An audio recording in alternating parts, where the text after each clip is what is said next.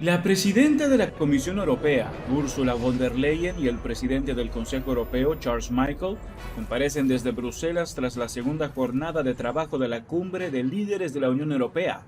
Los 27 han alcanzado un acuerdo de mínimos con el fin de poner en marcha un mecanismo que limite de inmediato el precio del gas, aunque serán los ministros de energía el próximo martes los que decidirán los detalles. Entre esas opciones podría estar la llamada excepción ibérica, ya que los 27 han acordado que la Comisión elabore un estudio para calibrar su impacto, costes y beneficios. Alemania, el gran motor económico de la Unión Europea y a su vez el más dependiente del gas ruso, finalmente ha cedido a las presiones del bloque liderado por España y ha abierto la puerta a intervenir los precios. Político y económico tiene un software muy diferente del nuestro. Es una afirmación imparcial, una comprobación que hemos hecho simplemente de los hechos que ponemos en común con todos ustedes. Bien, ¿cuáles son ahora los diferentes frentes de actuación? En primer lugar, tenemos que ser firmes a la hora de defender los principios de los que estamos convencidos, la democracia y las libertades individuales. Por otro lado, consideramos que es necesario que haya una mayor reciprocidad, que se reequilibren en particular las relaciones comerciales y económicas entre la Unión Europea y China. Este es un trabajo que hay que llevar a cabo en todos los ámbitos y estamos firmemente decididos a actuar en todos esos frentes. Y en tercer lugar, consideramos que es necesario también entablar una colaboración con China en temas a escala mundial. La lucha contra las pandemias, cambio climático, ahí tenemos que actuar conjuntamente. Eso significa, por un lado, que no tenemos que ser ingenuos, pero por otro lado, que tampoco queremos entrar en una estrategia de confrontación sistemática. Nosotros tenemos nuestro propio modelo sobre el cual podemos construir unas relaciones con China. Y sobre todo quiero hacer una consideración aquí, compartirla con todos ustedes y que tiene también mucho que ver con el programa de trabajo y la manera en que funciona el Consejo Europeo desde hace un cierto tiempo. Y es que los 27 Estados y sus líderes coinciden de manera consensuada en la importancia que tiene subrayar la autonomía estratégica de la Unión Europea. Que la Unión Europea sea menos dependiente en términos estratégicos, que seamos menos dependientes en términos estratégicos. Pero para ello es necesario también diversificar y ampliar nuestra colaboración y asociación con otras zonas del mundo. Por eso, en febrero en Bruselas celebramos esta cumbre con la Unión Africana, que nos brindó la ocasión de sentar los cimientos de una nueva relación basada en intereses mutuos, en una colaboración en pie de igualdad entre Europa y África, y también comprometiéndonos a conseguir resultados tangibles de nuestras promesas. No queremos hacer promesas para después desilusionar a todo el mundo. No, nos comprometemos a que si hacemos unas promesas, todo eso se lleve después a la práctica. Y además, los programas que elaboramos tienen que ser objeto de un seguimiento periódico para que los socios vean también el valor añadido que tiene la confianza que depositan en la colaboración con la Unión Europea. América Latina. Si no lo saben, ya se lo digo yo, que el próximo año, durante la presidencia rotativa española, va a tener lugar una cumbre en Bruselas con los países de América Latina. Estamos ya comprometidos en la preparación de esa cumbre y luego Asia y el Pacífico, la cumbre con los países ASEAN que tendrá lugar en Bruselas en diciembre. Es decir, contactos con el resto del mundo, diversificación de nuestros acuerdos de asociación y un planteamiento estratégico para conseguir una mayor independencia. Y hace un momento hemos mantenido un debate de elevado nivel, muy fructífero, que hay que poner en relación con el debate del mes de marzo en Versalles, donde se habló de la independencia estratégica de la Unión Europea. E identificamos 3 pilares clave en los que había que trabajar para poder ampliar nuestra capacidad de influir en el resto del mundo y promover nuestros valores. El primer pilar es energía. No vamos a hablar ya más de energía, que ya hemos dicho lo suficiente. Vamos a seguir trabajando en el ámbito de la energía. Ahí es donde tenemos que crear una capacidad de independencia y soberanía, porque es evidente que cuando uno es muy dependiente de las importaciones de productos energéticos, pues después cuando surgen dificultades se paga un precio. Y ahora, justamente en este momento, pues estamos trabajando para encarar estos retos que tenemos frente a nosotros. El segundo pilar es el de seguridad y defensa. Estamos en un momento clave para reforzar la defensa Europea. Estamos trabajando en ese ámbito en estrecha relación también con la OTAN y nosotros estamos trabajando por ello en una declaración conjunta entre la Unión Europea y la OTAN. Y el tercer pilar es el liderazgo tecnológico, la importancia que tiene no depender de otros estados para las tecnologías de futuro. Y ese es un ámbito donde se pueden entablar también relaciones o conversaciones con China. Tenemos puntos fuertes, pero también puntos flacos.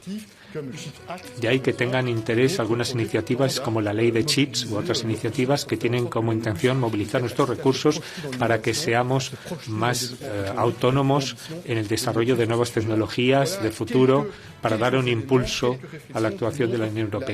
En fin, unas reflexiones que son un reflejo de la densidad del debate mantenido sobre las circunstancias actuales, donde el panorama geopolítico ha cambiado radicalmente en poco tiempo y frente a esta nueva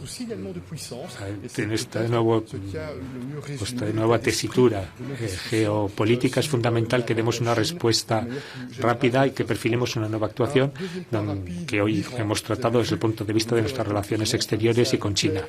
En cuanto a Irán, habrán visto que hemos enviado también un mensaje contundente señalando cuáles son nuestros puntos prioritarios. Verán ustedes que se habla de la situación de las mujeres en Irán, de que se adoptan sanciones contra los que reprimen esas manifestaciones pacíficas y también debido a las relaciones que mantienen Irán y China en el ámbito bélico.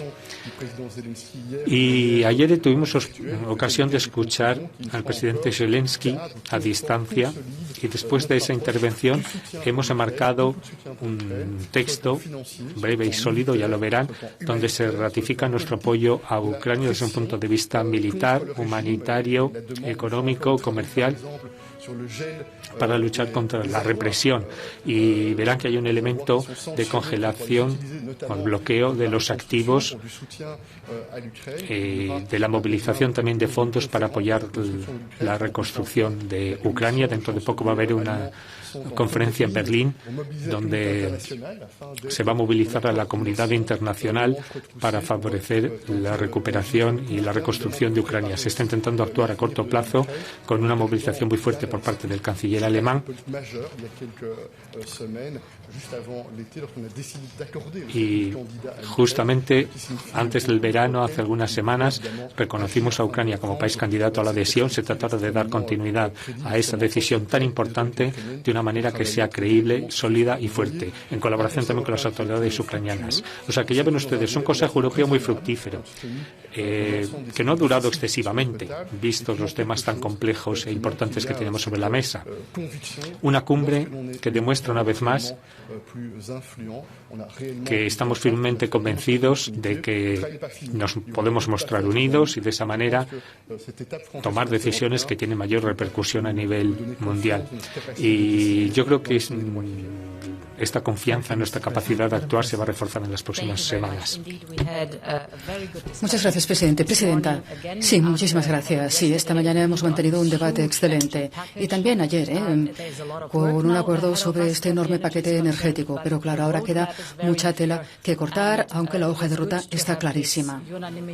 Qué bien que podemos llegar a esta unanimidad, este apoyo generalizado a la hoja de ruta que nosotros habíamos planteado. Hoy nos hemos centrado en dos temas, en Ucrania y en China. Y viendo la cuestión de Ucrania, en primer lugar me gustaría hablar de la financiación de Ucrania. Como ya sabrán ustedes, acordamos una asistencia macrofinanciera de 9.000 millones para Ucrania, que en parte se va a desembolsar antes de finales de año. También la Unión Europea, ya saben ustedes que ha apoyado a Ucrania desde principios de año. Llevamos 19.000 millones de euros. Pero en el debate nos hemos fijado sobre todo en qué va a pasar el año que viene. Es muy importante que Ucrania tenga un flujo previsible y estable de ingresos.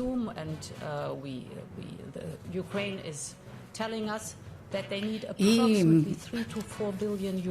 Ucrania nos dice que necesita de 3.000 a 4.000 millones de euros al mes para tener recursos suficientes para lo más básico.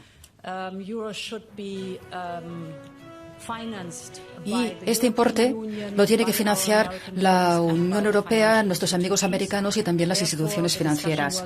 Por ello, hemos debatido 1.500 millones de euros al mes para Ucrania, financiado por la Unión Europea, y llegaríamos a una cifra de 18.000 millones para el año que viene. Un importe con el que puede contar Ucrania, para un flujo previsible, fiable, estable de ingresos. Así que hemos encomendado la tarea a los ministros de Economía de desarrollar los mecanismos adecuados, pero bien, es muy importante que Ucrania ya cuente con esta decisión. Y obviamente hay otros puntos. Ha habido otros puntos en el orden del día. En los últimos días hemos visto ataques atroces de Rusia contra infraestructura civil. Ucrania tiene muchas otras necesidades. Por ejemplo, la movilización de ayuda humanitaria para ayudar a los más vulnerables en Ucrania, para que puedan pasar el invierno. Estamos hablando de más de 11 millones de personas internamente desplazadas que necesitarán apoyo, necesitarán acceso a agua, a electricidad, a calefacción, a un techo.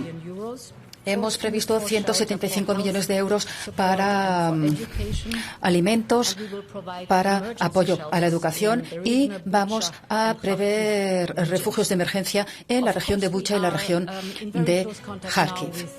Obviamente que estamos ahora en contactos muy estrechos con las autoridades ucranianas para ver cómo podemos restaurar de la mejor manera posible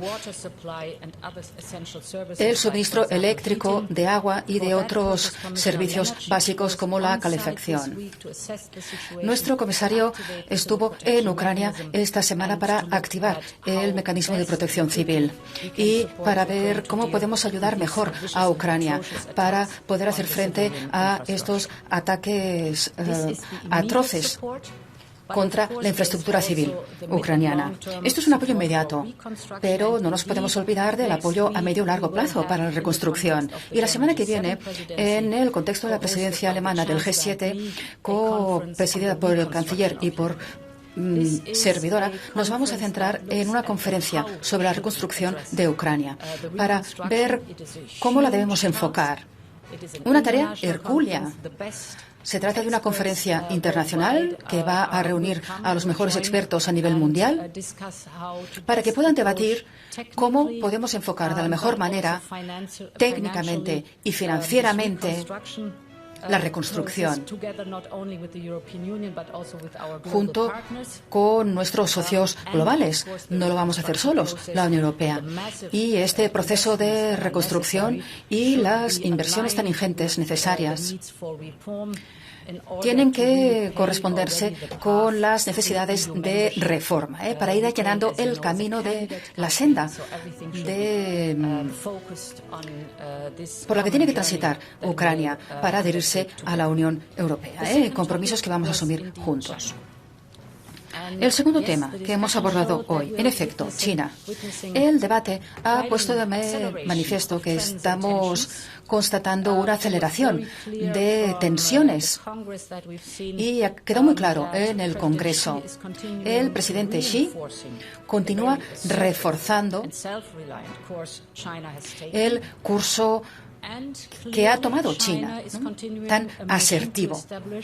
Y China continúa con esa misión de estabilizar su hegemonía en Asia y en todo el mundo. Al mismo tiempo, ya recordarán ustedes, en febrero vimos el acuerdo sobre la asociación sin límites entre Rusia y China, justo antes, en vísperas de la invasión rusa de China. Así que todo esto va a afectar las relaciones entre China y la Unión Europea. Y es que el sistema chino es fundamentalmente diferente del nuestro. Y somos conscientes de la naturaleza de la rivalidad. Y con este telón de fondo hemos mantenido un muy buen debate estratégico sobre nuestra relación con China. Claro está, tenemos que estar alertas en lo que se refiere a dependencias, porque ya hemos aprendido esta amarga lección de la dependencia excesiva de los combustibles fósiles rusos y de la urgencia de superar esa dependencia. En el caso de China se trata de una dependencia de tecnologías, de materias primas, y por ello aquí la prioridad pasa por reforzar nuestras propias capacidades y obviamente pasa por diversificar los suministradores de materias primas, suministradores de fiar. En este contexto, el acto de chips sobre semiconductores y tecnologías y el acto de materias primas constituyen iniciativas importantísimas. Constituyen nuestra respuesta estratégica a este tipo de dependencias. Y, por otra parte, también los acuerdos de libre comercio y las asociaciones de materias primas que estamos elaborando con otros países socios de FIAR. El control de las inversiones también es una herramienta muy potente. También tenemos el instrumento de contratación pública internacional y el instrumento de subvenciones. Vamos a tener nuevas bases para enfocar nuestra relación con China. Este reglamento de subvenciones extranjeras y el de contrataciones públicas internacionales entrará en vigor en primavera del año que viene. Ya ven ustedes, un planteamiento muy amplio por la parte judicial ante los riesgos que vemos en nuestra relación con China y ante las dificultades que tenemos para poder llegar a unas condiciones iguales de competencia para los dos socios, para subsanar desequilibrios, para hacer que existan esas condiciones iguales de competencia. Y podemos añadir una nueva capa que sería nuestro instrumento anticoerción. Así que ha sido un magnífico debate. Y lo dejo aquí.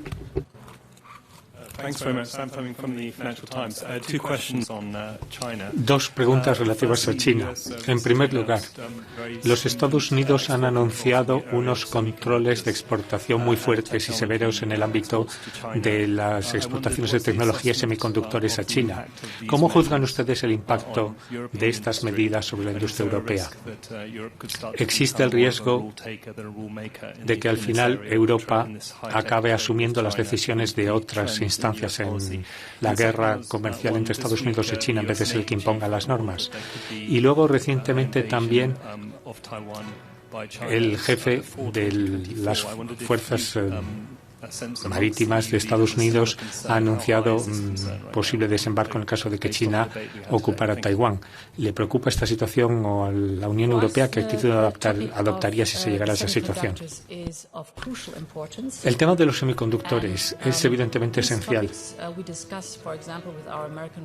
Y con nuestros socios estadounidenses hemos hablado de estos temas en el Consejo de Comercio y Tecnología. Hemos hablado de las diferencias de planteamiento, de nuestras respectivas perspectivas, de las diferencias también en la normativa, y por eso es importante que tengamos este Consejo de Comercio y Tecnología, que además se reúne periódicamente. Ese es el lugar idóneo para debatir este tipo de cuestiones. En el caso de los semiconductores, es evidente que sabemos que tenemos algunos puntos fuertes, unos triunfos, el ISML en los Países Bajos, por ejemplo, pero también tenemos puntos flacos. Por eso, la ley de chips intenta aunar los esfuerzos de los Estados miembros, del sector de la investigación, del sector privado y de los inversores, y también, evidentemente, de la Unión Europea, de forma tal que se pueda incrementar rápidamente el volumen de semiconductores que puede construir la Unión Europea. Tenemos que aumentar la cuota de mercado en la producción a nivel mundial, sabiendo que hoy por hoy todavía somos excesivamente dependientes de otras zonas del mundo en lo relativo a semiconductores. Necesitamos que se actúe para cambiar la situación. De ahí que la ley de chips intente movilizar recursos adicionales. Los primeros resultados ya son perceptibles.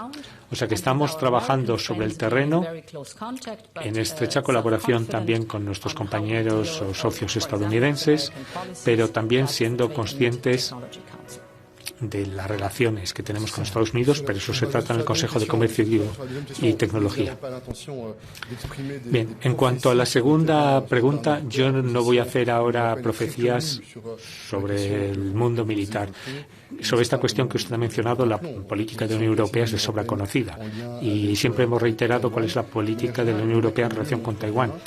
De alguna manera, el debate de hoy demuestra claramente que la Unión Europea tiene la intención de ser un agente que ejerza influencia a nivel internacional para defender los principios en los que creemos, la libertad y los derechos humanos. Hello. Okay. Hi, Suzanne Lynch. Sí, Susan, de Político. Dos preguntas diferentes. La primera para el presidente Michel y la segunda para la presidenta von der Leyen. Presidente Michel, tras la intervención de Volodymyr Zelensky ayer por la noche, explicando lo que está sucediendo y el hecho de que Rusia ha minado el embalse, la presa, ¿cómo van a continuar los debates sobre esta nueva amenaza en Ucrania? No sé si quiere responder usted primero. Sí, este es un nuevo elemento, un elemento de información que nos facilitó el presidente Zelensky ayer. Sí, es que ya se ha observado, hemos observado la movilización en Rusia. Hemos observado también los disparos de misiles contra civiles y infraestructura civil. Obviamente que la situación es dramática. Es verdad que hay indicaciones en cuanto al intento de que se produzcan nuevas acciones que serían dramáticas. Y lo condenamos junto con el presidente Zelensky. Y obviamente tenemos que ir adaptando permanentemente nuestro nivel de reacción teniendo en cuenta lo que sucede sobre el terreno. Otra pregunta para la presidenta von der Leyen. ¿No ha llegado el momento de tener un instrumento a nivel de la Unión Europea para aligerar los altos costes de la energía? El presidente francés, italiano también, Mario Draghi, mencionó esta cuestión. En primer lugar, hemos propuesto varios pasos en la hoja de ruta. El primer paso, bien, y ya lo vemos, hoy ya han empezado a bajar los precios del gas. Se trata de fijar un límite a los precios a nivel TTF, con el objetivo de rebajar el nivel de especulación, con el objetivo de impedir la obvia manipulación que hace Rusia del índice TTF. Y estamos trabajando también para poder crear un índice independiente, un segundo índice que refleje mejor la realidad del mercado, teniendo en cuenta las altas cantidades que ya tenemos de LNG. Y si ven ustedes esta curva febril de los precios del gas de los últimos meses, bueno, lo decía el presidente Putin, pero nosotros nos pusimos en marcha, llenando los almacenes de gas, diversificando. Hemos visto que el mercado se ha calmado y han vuelto a bajar los precios. Es algo que pone de relieve hasta qué punto desempeña un papel importante la especulación en estos picos de precio. Así que tenemos en mente entonces este instrumento de corrección del mercado. Un segundo paso, la desvinculación del gas de la formación del precio de la electricidad. Y aquí todavía tenemos retos, cómo equilibrar los pagos o las subvenciones entre todos los Estados miembros para poder alcanzar este objetivo. Pero se trata de una cuestión más bien técnica y financiera que tenemos que resolver y trabajaremos en ello. Un tercer paso. Las inversiones, Repower EU, hasta 300 millones de euros potencialmente para que los Estados miembros puedan invertir en proyectos transfronterizos, en interconectores, en infraestructura. Una infraestructura que necesitamos desesperadamente, no únicamente para poder atravesar esta crisis, sino también para forjar las bases del futuro. Queremos rebajar la carga financiera de los Estados miembros, queremos darles más margen para poder apoyar a los hogares vulnerables. Y todos estos elementos tienen que encajarse juntos. Y una última reflexión que todavía no hemos puesto en la práctica. Tenemos que incrementar la dotación de Repower EU, las cantidades para el apoyo a estas inversiones. Vamos a hacer una evaluación de necesidades para conocer los hechos, las cifras y ponerlas a disposición de quienes tienen que tomar la decisión final. Así que ya lo ven ustedes. Se trata de una combinación de diferentes instrumentos, pero con la bajada de los precios desde agosto ya se puede ver. Se puede conseguir muchísimo, aligerando la carga financiera de los Estados miembros. Con eso no basta, no me malinterpreten. De los 170, 210 euros por megavatio, donde nos encontramos hoy, eso es un precio todavía excesivo. Pero la combinación de los diferentes instrumentos ya nos indica que este es el camino adecuado por el que seguir para hacer frente a estos precios extraordinariamente altos del gas y para hacer frente a los factores subyacentes, la especulación y la manipulación. Thank you. Maria Roni from Athens News Agency and Open TV. I would like to have your comment on the issue of third countries. Querría, por favor, comentar algo en relación con los terceros estados que actualmente están eludiendo o no están respetando los párrafos relativos a las sanciones a gas, por ejemplo, en ámbitos como el petróleo, el gas o transacciones financieras. Turquía no es miembro de la Unión Europea, es un país vecino, pero sabemos que es uno de los países que están actuando de ese modo. ¿Podría hacer algún comentario al respecto? Pues evidentemente este tema nos preocupa mucho, que terceros estados estén eludiendo la aplicación de esas sanciones. Y ese es el motivo por el que en el octavo paquete de sanciones que acabamos de aprobar se ha introducido un elemento adicional.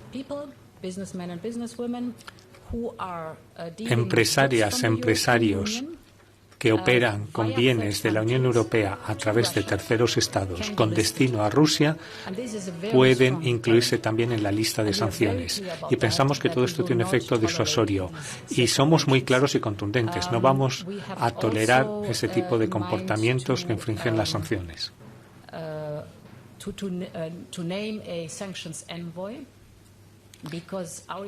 No vamos a nombrar un enviado especial de sanciones, sí vamos a enviar un enviado especial de sanciones a terceros estados porque hemos visto por la práctica que es muy útil, porque son personas que dan información de primera mano, que están sobre el terreno observando la situación. Y a partir de ahí podemos ver, por ejemplo, si es necesario incluir en la lista de sanciones a personas responsables de la ilusión de las sanciones, porque no vamos a tolerar. Muy bien, gracias, hasta la próxima. Eso es todo por ahora. No olviden comentar y suscribirse. Hasta el próximo video.